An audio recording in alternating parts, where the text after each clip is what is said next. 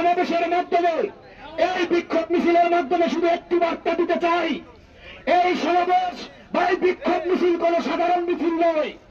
আপনারা দেখেছেন 5ই আগস্টের পরে বাংলাদেশ জাতীয়তাবাদী ছাত্র দল নিয়ে কথা বলা হয়েছে, তাদের নামে মিথ্যা আলোচনা করা হয়েছে, বাংলাদেশ জাতীয়তাবাদী যুব দলের পরে মিথ্যা অপপ্রচার করা হয়েছে।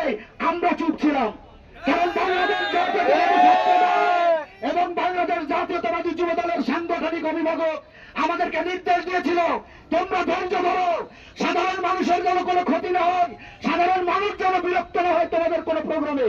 এই জন্য আমরা কোনো কথা বলি নাই। কিন্তু ওরা মনে করেছিল এই নীরবতাই মনে হয় আমাদের দুর্বলতা, তাই আমাদের সম্পর্কে বলতে বলতে এক পর্যায়ে বাংলাদেশ জাতীয়তাবাদী দল বিএনপি বর্তমান অভিমত দেশনায়ক তারেক রহমান সম্পর্কে তারা বলা শুরু করেছে। আমি আপনাদেরকে বলতে চাই, যদি আপনাদের ভাইরাল হওয়ার স্বপ্ন থাকে তাহলে পরিমণিদের মতো নায়িকাদের নিয়ে কথা বলেন। একটা কথাই বলতে চাই, আমরা 16 বছর বহুত অত্যাচার, নির্যাতন, গুম খুনের শিকার হয়েছি।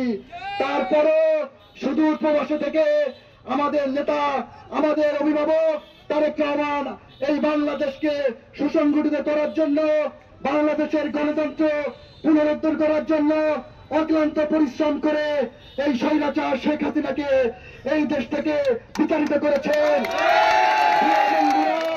স্বৈরাচার বিতাড়িত হইল, তার সেই প্রেতাত্মারা রয়ে গেছেন। আমরা বলতে চাই, আমাদের নেতা তারেক রহমানকে নিয়ে যদি কোনো ষড়যন্ত্র করেন, বাংলাদেশকে নিয়ে যদি কোনো ষড়যন্ত্র করেন, আমরা বাগেরহাট জেলা যুব দল তা প্রতিহত করে দেব।